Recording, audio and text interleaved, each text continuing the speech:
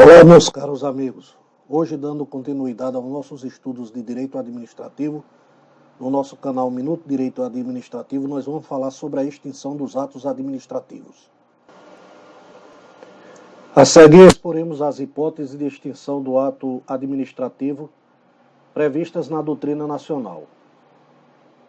A. Desaparecimento do sujeito ou do objeto da relação jurídica constituída pelo ato. Por exemplo, a morte de um servidor extingue os efeitos do ato de nomeação. B.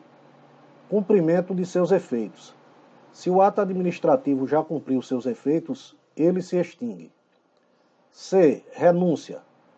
É a rejeição pelo beneficiário do ato dos efeitos jurídicos favoráveis que desfrutava em razão do mesmo ato. D. Retirada. Pode ser subdividida em revogação, anulação, cassação, caducidade e contraposição ou derrubada. Revogação é a retirada de um ato administrativo válido e legal, mas cujos efeitos não devem ser mais produzidos em razão de interesse público, por critério de conveniência e oportunidade. Exemplo: revogação da permissão de uso de parte da calçada para instalar banca de jornal. Anulação é a retirada de ato administrativo ilegal. Cassação é a retirada do ato administrativo porque não estão atendidas as condições que deveriam permanecer atendidas após a sua expedição, ou seja, o beneficiário do ato não está cumprindo as condições que deveriam ser atendidas para que ele pudesse desfrutar de situação jurídica favorável. Caducidade é a retirada do ato administrativo em razão da superveniência de norma jurídica que torna inadmissível uma situação antes permitida pelo direito e outorgada por ato precedente. Contraposição ou derrubada decorre de uma expedição de ato cujos efeitos são contrários ao ato anterior. Ação e revogação do ato administrativo. Alguns autores utilizam a palavra invalidação como gênero de revogação e anulação. Outros adotam a invalidação como sinônimo de anulação apenas. Esse último entendimento é o mais acertado, pois invalidação é sinônimo de contrário ao direito, implicando em anulação. Em suma, anulação ou invalidação é a retirada de um ato administrativo que contém alguma ilegalidade. Os efeitos da anulação para a maioria dos doutrinadores são ex tunc, retroagindo a data do ato administrativo ilegal, como se ele não houvesse sido praticado.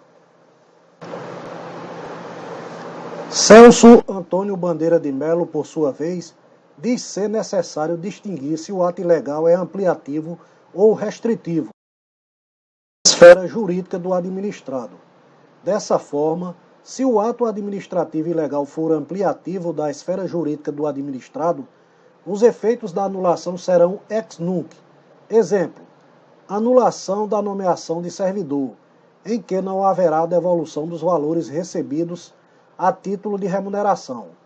Já em se tratando de um ato restritivo da esfera jurídica, os efeitos da anulação serão ex tunc. Exemplo: se alguém for punido em razão do poder de polícia por ter infringido regra de trânsito e esse ato for anulado, a anulação terá efeito ex tunc.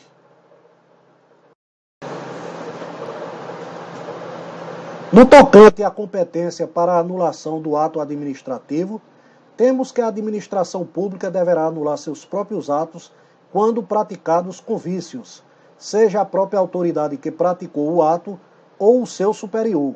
Esse é o princípio da autotutela.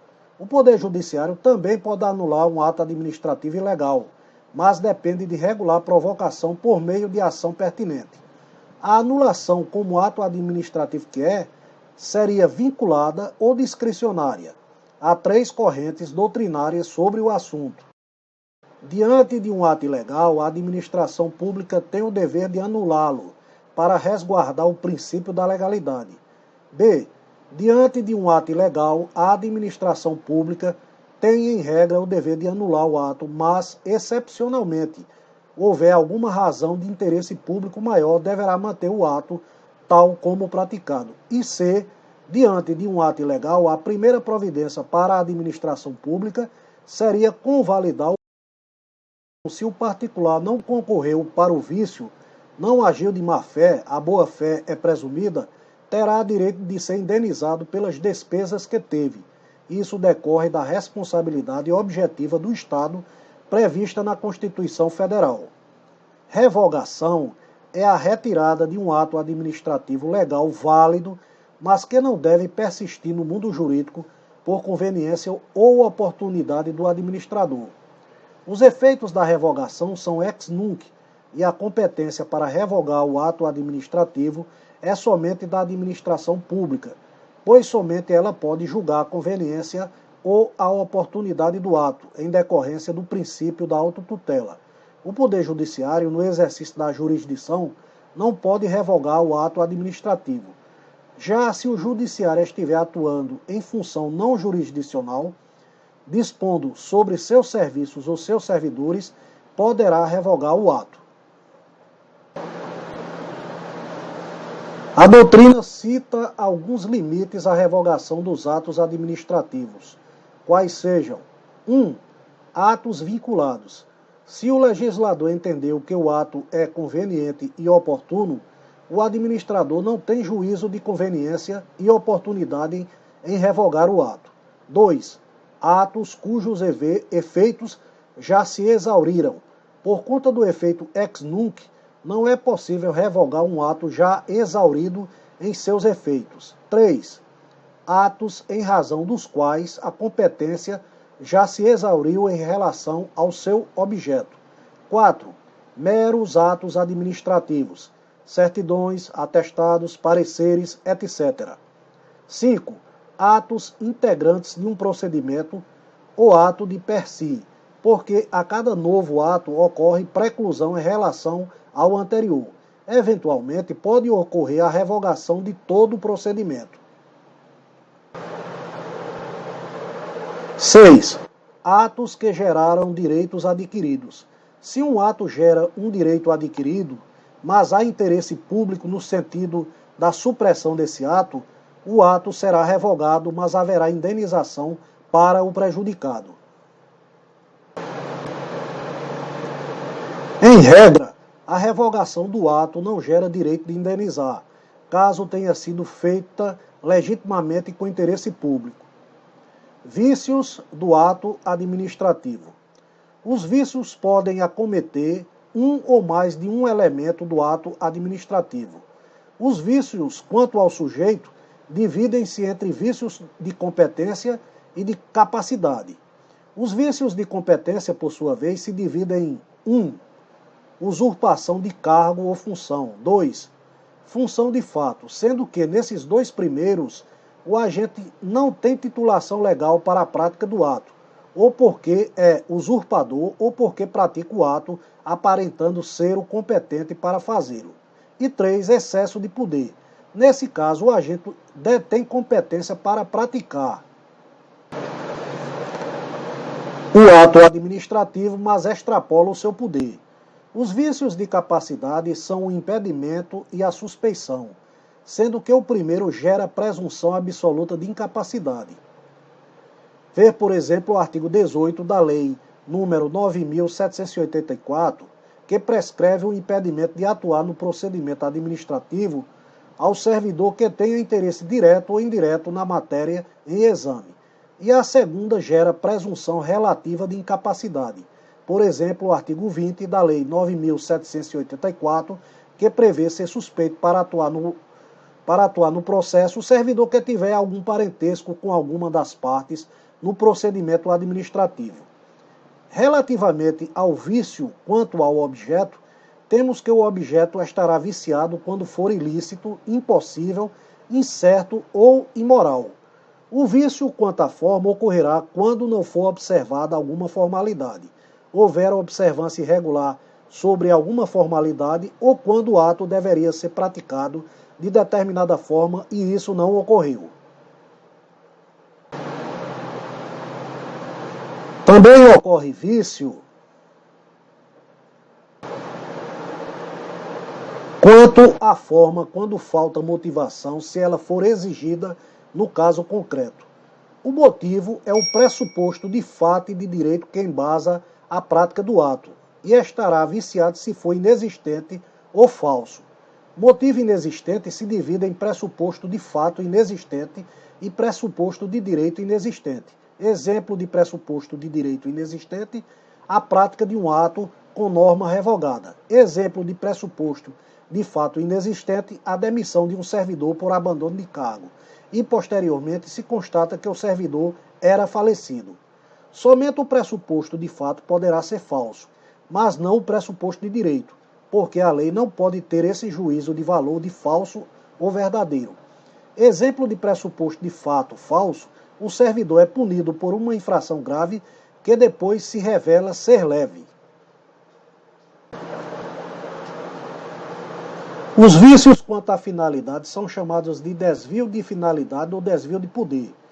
Ocorrerão tais vícios quando o ato for praticado e não atenda a nenhum interesse público, mas apenas a algum interesse particular, seja de favorecer, seja de prejudicar alguém. Exemplo, a desapropriação para prejudicar o inimigo. Também haverá desvio de finalidade quando o ato for praticado para atender a um fim não previsto implícita ou explicitamente na regra legal. Exemplo, normalmente os estatutos estabelecem que a remoção do servidor tem a finalidade de atender à necessidade do serviço, e não a de punir o servidor. Assim, se a autoridade remover o servidor para puni-lo, haverá desvio de finalidade. Havendo desvio de finalidade ou desvio de poder, estaremos diante de uma das espécies de abuso de poder, ao lado do excesso de poder, que é um vício quanto à competência, conforme já visto. Desse modo, o abuso de poder é gênero, do qual são espécies o excesso de poder, vício quanto à competência, e desvio de poder, vício quanto à finalidade. Frisamos ser muito difícil demonstrar o desvio de finalidade ou o desvio de poder, porque o vício está na própria intenção de quem pratica o ato, que faz de tudo para que ele tenha a aparência de legalidade. Mas há sintomas indicativos do vício, tais como motivação insuficiente, contraditória, omissão de fatos ou circunstâncias relevantes, ou motivação extensa demais em relação ao caso concreto, dentre outros. Com referência às consequências atinentes aos vícios dos atos administrativos, a doutrina majoritária divide os atos em nulos e anuláveis, sendo que os primeiros não podem ser convalidados e os segundos podem ser convalidados. Convalidação dos atos administrativos. A convalidação é também chamada de saneamento, sendo o ato administrativo pelo qual é corrigido o defeito de um ato ilegal, com efeitos retroativos à data da sua prática. Normalmente, a convalidação é dada por ato da administração, mas é possível que seja dada por ato de particular, hipótese que alguns autores denominam de saneamento.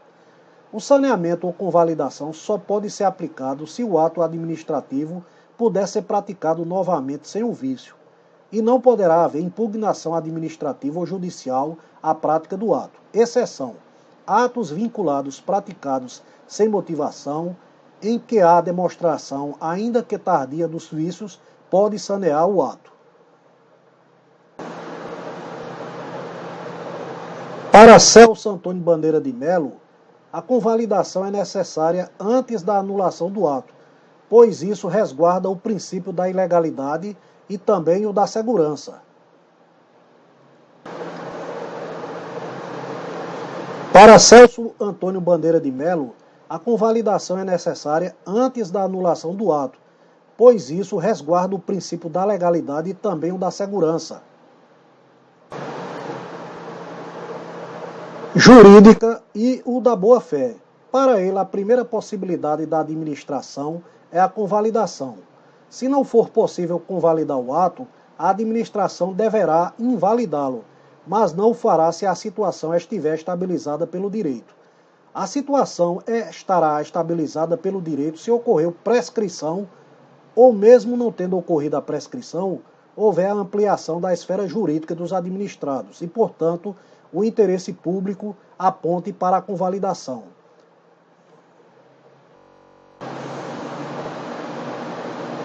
Ademais, para o autor em comento, a confirmação é a prática do ato pela autoridade superior, convalidando a prática do ato praticado pela autoridade anterior. Ademais, para o autor em referência, a confirmação é a prática do ato pela autoridade superior, convalidando a prática do ato praticado pela autoridade anterior, sendo que, em regra, a convalidação é obrigatória, salvo se houver vício de competência em ato discricionário, hipótese em que a convalidação será facultativa.